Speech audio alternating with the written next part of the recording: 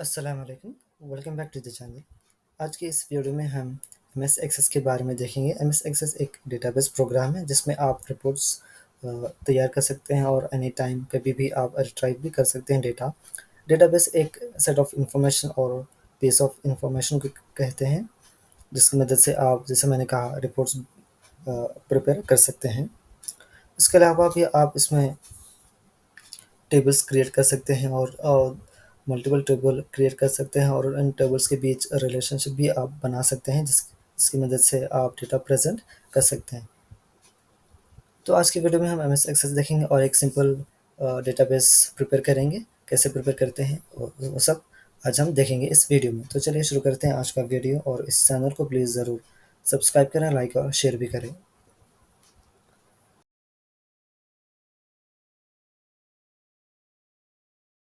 जैसे ही आप MS access open करते हैं तो आपके सामने कुछ ऑप्शंस आएंगे। एक ब्लैंक डेटाबेस होगा जहाँ पर आप स्क्रैच से डेटाबेस तैयार कर सकते हैं, या आप कोई और टेम्पलेट्स जो बने हुए हैं वो भी आप सेलेक्ट कर सकते हैं और उसके बाद आप डेटाबेस प्रिपेयर कर सकते हैं। तो मैं सेलेक्ट करूँगा ब्लैंक डेटाबेस। जैसे ही मैंने सेलेक्ट किया ब्लैंक डेटाबेस, आपको फाइल नेम देकर क्रिएट करना होगा। कोई भी आप फाइल नेम दे सकते हैं, कुछ भी दे सकते हैं आप। उसके बाद क्रिएट पर क्लिक करना होगा। जैसे ही आप क्रिएट पर क्लिक करेंगे तो आपको एम एस एक्सेस ओपन होगा, जहाँ पर जो व्यू आप देख रहे हैं ये बेसिकली ये व्यू है एम एस एक्सेस का। इसमें आपको ऑलरेडी टेबल क्रिएट हो चुका है जिस आपको डिटेल्स इंटर करने हैं। सबसे पहले हम कुछ टर्मिनोलॉजीज समझ लेंगे इसके। जैसे एम एस एक्सेस में थोड़ी टर्मिनोलॉजी डिफरेंट है। एम एस एक्सेल में जैसे हम कॉलम्स कहते हैं उसे यहाँ पर फील्ड्स कहते हैं एम एस एक्सेस में, और जो एम एस एक्सेल में रोज़ होते हैं उसे हम एम एस एक्सेस में रिकॉर्ड कहते हैं। तो अब हम यहाँ पर दो टेबल्स प्रिपेयर करेंगे। एक है कस्टमर डिटेल्स और दूसरा ऑर्डर डिटेल्स। सबसे पहले हम कस्टमर डिटेल्स इंटर करेंगे, उसके बाद ऑर्डर डिटेल्स। तो यहाँ पर एक ऑलरेडी एक फील्ड बनी हुई है आईडी, इसको आप रीनेम कर सकते हैं कस्टमर आईडी से, इंटर। उसके बाद जो नेक्स्ट फील्ड पर आप आएंगे तो आपको डेटाबेस टाइप्स का एक ड्रॉप डाउन आएगा जिसमें आप डेटा टाइप सेलेक्ट कर ले सकते हैं। अगर आपको एक टेक्स्ट अल्फ़ा इंटर करना चाह रहे हैं तो आप शॉर्ट टेक्स्ट यूज़ कर सकते हैं। उसके अलावा लॉन्ग टेक्स्ट भी है। शॉर्ट टेक्स्ट में आप 255 कैरेक्टर्स इंटर कर सकते हैं और लॉन्ग टेक्स्ट में अनलिमिटेड है। इसके अलावा अगर आप कोई ऐसे फील्ड बना रहे हैं जिसमें सिर्फ न्यूमेरिक है तो आप नंबर सेलेक्ट कर सकते हैं और लार्ज नंबर भी। इसके अलावा अगर आप कोई अमाउंट इंटर करना चाह रहे हैं तो करेंसी सेलेक्ट कर सकते हैं, या डेट एंड टाइम इंटर करना चाह रहे हैं तो वो सेलेक्ट कर सकते हैं डेटा टाइप में। और चेक बॉक्स के लिए आप येस और नो का इस पे इसको सेलेक्ट कर सकते हैं। तो मैं फ़िलहाल मैं अल्फ़ा इंटर करना चाह रहा हूँ, नहीं कस्टमर नेम वगैरह, तो उसके लिए मैं शॉर्ट टेक्स्ट का इस्तेमाल करूँगा। फर्स्ट नेम, उसके बाद नेक्स्ट लास्ट नेम,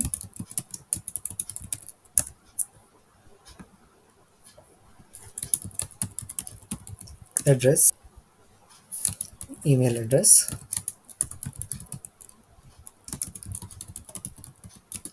उसके बाद phone number, next field address,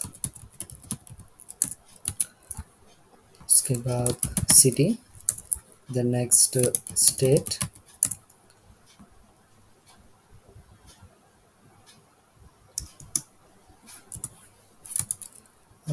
country name।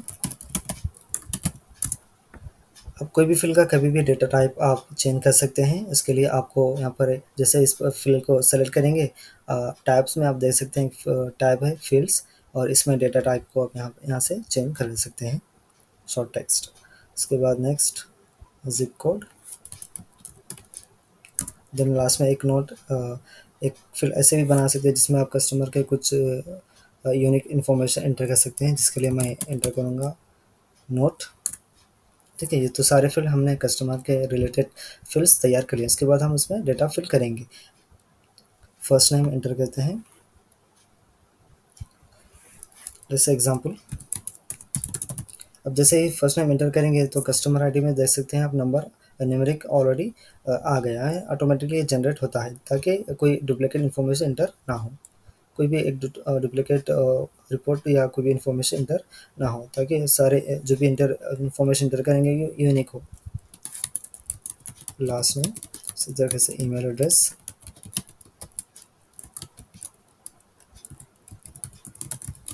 Phone number, इसके बाद एड्रेस,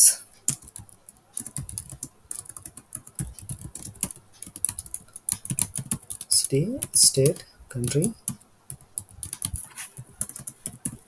नोट, ऑर्डर। ठीक है, तो इस तरीके से आप जिससे भी जितने चाहे उतने आप कस्टमर डिटेल्स इंटर कर सकते हैं।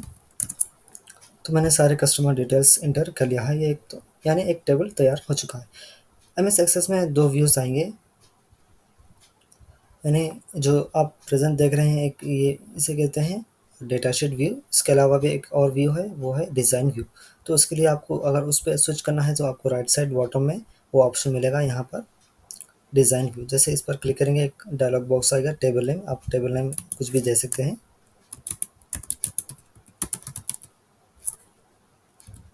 Plus okay. तो जो व्यू आ गई, इस व्यू को कहते हैं डिज़ाइन व्यू। अगर वापस आप डेटा शीट में जाना चाह रहे हैं, वो एक व्यू है, आपको सेम राइट साइड बॉटम में आपको डेटा शीट व्यू आएगा जो डिज़ाइन व्यू के बिल्कुल बाजू है।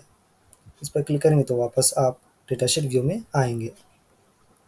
इसके बाद एक और हम टेबल क्रिएट करेंगे जिसमें हम ऑर्डर डिटेल्स इंटर करेंगे। इसके लिए आपको क्रिएट टैब में आकर टेबल पर क्लिक करना होगा। जैसे आप टेबल पर क्लिक करेंगे तो आपको एक नया टेबल आएगा जिसमें आप ऑर्डर डिटेल्स इंटर कर सकते हैं। सेम ऑर्डर्स आप उसको रीनेम कर सकते हैं, ऑर्डर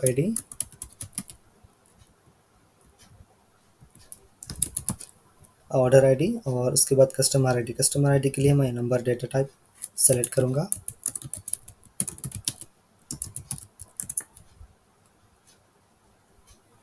इसके बाद डेट के लिए मैं डेट एंड टाइम यूज़ करूँगा, डेटा टाइप, ऑर्डर, डेट। उसके बाद अमाउंट के लिए मैं करेंसी यानी रेवेन्यू। उसके बाद टोटल ऑर्डर के लिए मैं नंबर यूज़ करूँगा।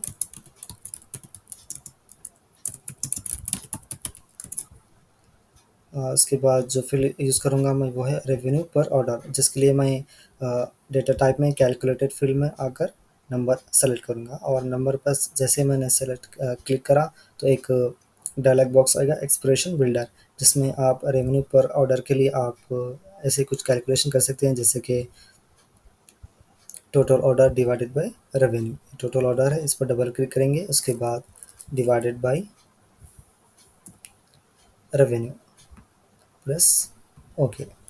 अब इसको रीनेम कर सकते हैं रेवेन्यू पर ऑर्डर। तो ये सारे हम ऑर्डर डिटेल्स फील्ड्स बन चुके हैं। इसमें आप डेटा इंटर करते हैं। कस्टमर आईडी जो हमने कस्टमर डिटेल्स में इंटर करे थे, वन जो आया था जनरेट हुआ था ऑटोमेटिकली, उसको इंटर करते हैं। उसके बाद ऑर्डर डेट आप कुछ भी दे सकते हैं।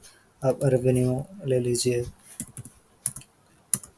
450 और ऑर्डर्स है 25, तो पर ऑर्डर 5 रुपीज़ का अपने को रेवेन्यू हुआ। तो ये सारे मैंने ऑर्डर डिटेल्स इंटर कर लिया है। तो अब अपने पास दो टेबल है, एक जिसमें ऑर्डर डिटेल्स है और दूसरे टेबल में कस्टमर डिटेल्स है। अब हम ये देखेंगे इन दो टेबल्स के बीच कैसे रिलेशनशिप क्रिएट करते हैं।